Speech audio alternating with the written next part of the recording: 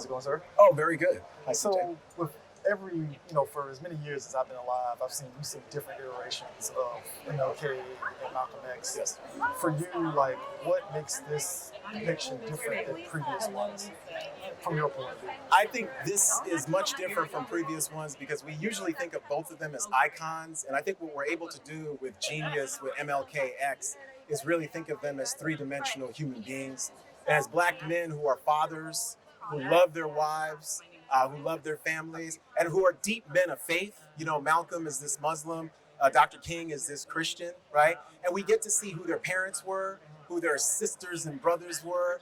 We get to see them playing with their children and having cups of coffee and going to the playground. So we really get to see who influenced these folks and the challenges that they face. When we think about icons, they're usually just superheroes. We get to see both of them live in that realm of doubt, at times have fear, even though they're very courageous, right? And we usually don't get to see black men like this, whether they're straight like these two were, or queer, or across the spectrum, right? So it's a really beautiful, intimate portrait, and we get to see a portrait of black families and sort of black love in ways that we don't usually think of Malcolm and Martin. How interesting is it to see, over the years, seeing multiple different actors portray Malcolm X and, Martin Luther King, like, for you seeing that too, like, how interesting was it to see Kelvin, be MLK, just like... Oh, I think they've been both extraordinary, and I've loved it because I always wanted to see 20-something-year-old, basically actors, or around 30 play them. Because they're always, exactly, and these guys were young at one point, right? So, love Denzel, love Nigel Thatch, love Kingsley Ben Amos, love David Oluwelo, all these different portrayals. I remember Paul Winfield playing King, Jeffrey Wright playing King in Boycott. So I love it all, and in Rustin, and in, Anthony Mackie played King. But I think these two add a real fresh, innovative layer to playing King and Malcolm that we've never seen. And I think the audience is really going to gravitate and dig it. Cool. Well, I appreciate you taking time to talk to us. Yeah, thank you. Thank you, CJ. Thank you. So I guess first question, Nicole, you being VP of TV development, is there kind of a difficulty kind of getting a project like this off the ground, or do you feel it's like easier now in comparison to like in the past? Well, okay, so I'll say obviously like Brian Grazer and Ron Howard, and imagine like these really incredible, legacy producers, powerhouse producers, and in partnership with Nat Geo and 20th, like they were immediately like, let's tell the story of Martin, and then it was like, we got to tell it with Malcolm, and it was like, we got to have Betty and Coretta as well. So it's like, everyone said yes, it was just like, it was just like, yes, let's do it, let's go for it, and has just been really supportive of the vision of, Reggie and Gina and Raph and Dame and everyone, all of the creators and collaborators and artists, like everyone just like saw the vision that was important and said yes, and came to really elevate the story and, and make it entertaining, but I hope people are like, oh yeah, we want to come back to this and we want to watch it. The people who watch it week to week, people who binge watch it, however you choose to, but we're just really excited. So I would say, yes, it was like, yes, and, let's do Malcolm, and let's, make sure we're telling the story of Coretta and Betty as well, so. Yeah, I've always put, like, National Geographic in that same category of, like, PBS, where they always have these sort of stories always being told in some way, shape, or form. So for you, is this something really special to actually, especially in this day and age of streaming and everything, you don't really, I mean, at least I don't feel you get these kind of stories that just come out like this. So for you, it being a miniseries instead of a full-fledged movie, how different was that? So I think what's really exciting is that there is so much story to tell, so to be able to have all of these hours to do it versus just it being a movie. And then also, it's really exciting in the streaming time is to have like Nat Geo linear, but then also have like the support of Disney Plus and Hulu where people can stream it. For those of us who may not have Nat Geo, there is an opportunity to see it across those platforms as well. So I think it's really exciting to be able to like come enjoy, an hour of it, talk about it with your friends, your family, and then, watch another hour of it. I think it's really special to be able to, for it to come into our living rooms, wherever you watch it, whatever device you're watching on, you watch Because your these television stories were like when I was growing up, this is like an important thing. Like you got the family together to like watch this. Yes. And we're hoping, however you watch television, however you consume your media, on the bus, on the train, on the plane, wherever you do that. Hopefully, in classrooms as well, people can watch it. So we're really excited that there are so many hours that people can enjoy this story and enjoy the collaborative process and all of the artists who have contributed. Lastly, is there a story that you would like to see Nat Geo actually tackle from Black history that you feel hasn't been done before? That's a great question. Well done. I mean, we've had Aretha and now MLK. I sort of feel like, who else wants their story told? That's what I'd say. Yeah, like there's so many, and so I'm like, whoever's next, it'll be really exciting. Okay, cool. Well, I appreciate you taking time to talk to us. Thank you. So, y'all being veterans and TV showrunners, obviously coming off Power, was it very easy to kind of just do something like this sort of miniseries, just to kind of ease straight into it? I don't know if I would say easy. Power and this series right here are kind of two different beasts. Yeah. Especially when you're taking Martin and Malcolm, two real life figures, and having to create a story that is impactful, rich, and also engaging. So it's a different process, but at the same time, we're both writers. We love the challenge. We're storytellers at heart, so in that form, it was kind of seamless to transition. It was just tackling a different beast. Yeah, no, easy would not have been in my lexicon, and only from the aspect that you want to do it right, and you want to give what our challenge was to bring equal awareness about both men to the forefront, and in doing that in 8 hours, as veteran as we are with the incredible team that we had, it was a tall task. I think we landed that plane, but getting there was very, very difficult, and hopefully everybody sees the hard work put into it and appreciates how much we were able to get in those 8 hours with these two men. How much back and forth was it in terms of trying to craft this? Because, obviously you want to include a lot of things from both of these characters' lives, but obviously you can't include everything. So how difficult was that? We complained ad nauseum. We could have used 4 or 5 seasons, and we probably still wouldn't have had enough. Yeah. Because they just did so many iconic things. But what we wanted to focus on was how could we blend thematically what they were both going through. So we treated it like milestones, not just as the iconic moments in history, but in their lives. So their marriages, the wedding nights, the birth of their first children, the unfortunate, arguments if they had them with their wives, that guided us through the story. So the iconic moments took a backdrop, and we got to lean into who they were and let that take us through those 8 hours. And so we could have used a lot more time, but we're proud of what we came through within the time we had. Yeah. So lastly, how interesting was it to actually see people, two 20-something-year-olds actually playing these characters? Because we all grew up seeing people that's in their 30s, 40s, 50s playing these characters, but to see them in their 20s playing these characters, like how interesting was it to actually see that? It was inspiring. It was awesome. I think that the one thing that we both came away from it is that both Kelvin and Aaron were super committed. Like their commitment and the amount of work that they put into preparing for the role and actually executing was something that, to your point, to be that age and to actually make the performance that they did, again, it's inspiring. And so we're very proud of them. And, more than anything, we want to make sure that they get the recognition they deserve, as well as Jayme, Lawson, and Weruche, Opia, who played, Betty, Shabazz, and Coretta King. So, we're lucky to have a cast of people across all ages, but specifically our top 4. The amount of work they did and the performances they put on tape was incredible. Cool. Well, I appreciate you taking the time talking to us. Pleasure was all. So for you guys, different iterations of Malcolm and Martin over the years, how interesting is it to actually see actual 20-something-year-olds playing these two characters? That was such a big mandate for us. We really did not want to have Malcolm and Martin were older than characters. You really just think about it and the relevance of them. They were young. Martin was 26 years old when he led the Montgomery bus boycott. And it's just really lean into that and just see the power of youth. It's so important to us, and really had a lot to do with the decision making we had in the casting. We were talking to the showrunners, and they were saying they were trying to put as much as their personal lives at the forefront versus just doing all the stuff that we know and love. Like, how was that kind of a big thing for you guys to actually do more so than anything else? Yeah, absolutely. That was our personal mandate going in. We all know the big iconic moments, but what was happening behind that? And also those iconic moments are the ones that are on the t-shirts, but we wanted to take them off the t-shirts, show their full humanity. Because in that way you can see yourself in these great people and hopefully be inspired to do the same. Is there like kind of a big takeaway that people should get out of this miniseries? I think it's really, as iconic as they were human beings. And if we did our job right, then you'll look at it and you'll say, I could be Martin, I could be Malcolm, I could be Betty, I could be Coretta. And so that instead of just looking at them totally in awe, make them really feel tangible and accessible and just find the movement within yourself.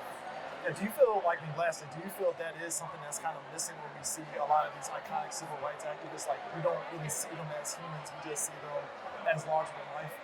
Yeah, and that's the thing. If you see somebody larger than life, if you have them on a pedestal, they seem so far away. And again, what we want people to see them, tap into that, understand that you can do the same. I mean, they were geniuses, but we all have that type of fight, that type of genius within ourselves. We just have to actualize it. Cool. Well, I appreciate you guys taking the time talking to us. Absolutely. So I was talking to the EPs and showrunners, and I told them it was refreshing because I grew up with so many iterations of actors playing Malcolm X over the years, and to see somebody 20 years old actually playing these characters at that age, it was like, oh my God, like, because it just, we never really saw it in that way. So for you, how important was that to actually be able to play that character at that age? Oh man, I mean, honestly, you know, it may be received as a boring answer, but for me, it was just a gift. It was a gift and it was a privilege and it was an honor to have the opportunity to portray someone who was a hero of mine, a hero of many. Deeply grateful. So for you, like seeing that they actually go into these characters' personal lives, is that something that actually kind of attracted your attention being in this role? I think for me, having the opportunity to do a deep dive into his personal life and a deep dive into his humanity actually gave me an even deeper reverence for him. You know, the fact that he was able to do this as a man, you know, and it was just like to observe him having the capacity to do everything he did before 40. He didn't see 40. It's just tremendous to me, and I bow and I'm in, you know, I'm just in deep awe of everything he achieved. Yeah, that's something that I really picked up on was like seeing these people as just human, human beings and stuff. So Yes, sir. was that kind of, like you mentioned, was that really important for you to like actually just understand that, like, oh, these are just regular people? For me, it was critical to not only understand that myself, but also it was a deep hope of mine that people would garner that from the story we're telling. You know, the humanity of these tremendous individuals. Cool. Well, I appreciate you taking the time to talk to us. I appreciate you. Thanks, man. Yes, sir. Yes, sir. You hit people with so many emotional spectrums. It's ridiculous. Thank you. Now you're MLK, so like, is there even more pressure now? Like, you're doing another figure of historical. Like, honestly, I think it's the most pressure I've been under. Like, I don't think I could have chosen anybody that comes with more notoriety, more love, more respect than Dr. King. And to be so young and have the opportunity to portray him is pretty incredible, but it's a lot to process. And I think it starts with trying to recognize him as a man and recognize that he didn't know he was going to be this incredible icon that we know him to be. All he knew was, I'm the husband to Coretta Scott King, I'm the son to Daddy King, I'm the father to my 4 beautiful children, and I would really love some respect. And that's such a crazy thing to process. So yeah, this is cool. Yeah, I was telling Aaron and a lot of showrunners, it was refreshing because I grew up seeing so many people play MLK. Yeah. And they're older actors, obviously, great actors and stuff. But to actually see somebody that's 20-something years old actually playing this character, this person at that age, it was refreshing. So for you, was that something that really was kind of a breath of fresh air for you too? Oh my God, I think I didn't realize it until I started doing the research. And I was like, you're telling me the Montgomery bus boycott happened around when he was 24? You're telling me that majority of what we know from him happened before he was 30. You know, like that blew my mind, and I was like, okay, Kelvin, you're 29, and you really are trying to figure out how to make sure you don't put the left shoe on the right foot and the right shoe on the left foot. And he's doing all this while maintaining his marriage and his kids and a livelihood, and it's so overwhelming. But I think it's a great reminder to see someone as young as me portray him, so that we can recognize. So that the young generation, my generation, can recognize their own power. I think, this is an opportunity for us, really. Yeah. And then lastly, another aspect of it is we actually seeing these people's humanity at the forefront. And I thought, again, that's another breath of fresh air. We're not seeing just iconic moments. Exactly. We're seeing their family. Was that also something else that you really enjoyed too, as well, just being an actual human being and not just this larger-than-life person? Completely. My favorite moments in the script, that one of the reasons I did it was like he's joking around, laughing at his own jokes, just being kind of funny and having a good time. And I'm like, my most honest moments are when I'm laughing. People say when you have a belly laugh, that's when you're being the purest you've ever been. And that's exciting to see it. And that's the stuff that you kind of relate to. You kind of go, oh my God, like Dr. King is like kind of just Martin. Just your dad. Martin from the South. Exactly. Well, Martin from around the corner. Pretty much. So anyways, I appreciate you taking the time to talk. It's nice seeing you. You too, man. Take it easy. You too. Take it easy. Same. Cool. How's it going? Good. So we are here with Weruche and Opia. Yes. Nice. Oh, she Cool. did. So I talked at length with But I love Kelvin, that. When I read it, Kelvin and Aaron about like how this show really shows the humanity of Malcolm and Martin.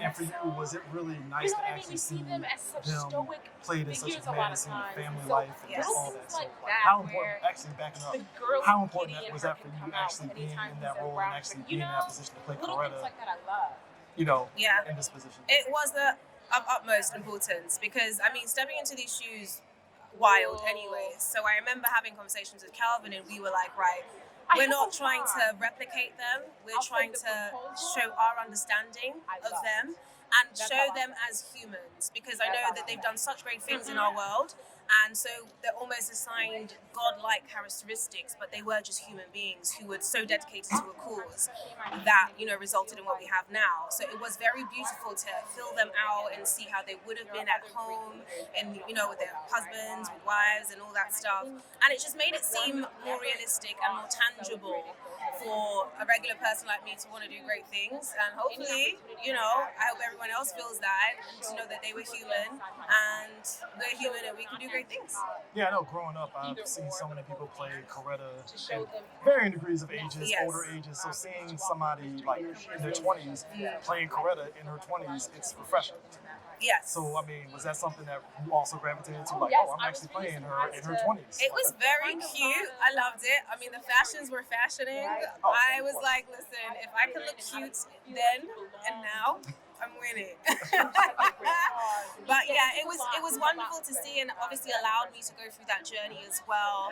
I know there were a lot of physical things that I was doing, even with my posture. And the dressing changed and evolved as they went on. So it was quite beautiful to see and go through that journey and just going through it. So it was beautiful to see and beautiful to experience. Well, I appreciate you taking the time talking to us. So you have a good day, good night. You too. Thank you so much. Wow. How's it going, Miss Jayme? I'm good. How are you? Doing great. I talked to Kelvin and Aaron and Weruche about just being these people at the actual age of 20s. Yes. In the 20s, was that something that you really were like, oh my God, I'm actually playing these? Yes. It's one of my favorite things about this show, right? Because growing up, I often felt like these figures were so far removed from me, or so much older than me, or they knew a whole lot. And it's like, nah. Especially the actors and actresses that played them. Yeah. You often feel that way. You often feel it. So oftentimes they are. You just feel worlds removed sometimes, especially when you see them in the black and white photographs in your history books, right? And when you learn that, no, they were 20-something. When in your 20s, you don't know a whole lot. No. And for them to still feel empowered enough to move, to still lead, to still say something in spite of, and to be brave enough, that's a big thing I hope that a lot of people take away from this. That they didn't have it all together, lastly, humanity, obviously. I've seen these people and obviously the show isn't doing the greatest hits. It's actually showing them in their own personal life. Intimate moments, the in-between moments. Yeah. So is that nice to actually, we're seeing them as regular human beings? I love that. When I read the script, that's the thing that drew me in, is we're not just hitting, like you said, the greatest hits, we're going in the in-between spaces, and we're having real conversations and seeing these four question themselves and fight to find resolve. And that's the real of it. Yeah. Cool. Well, I appreciate you taking the time to talk to us. Thank you. See, you was real kind to me. I appreciate you.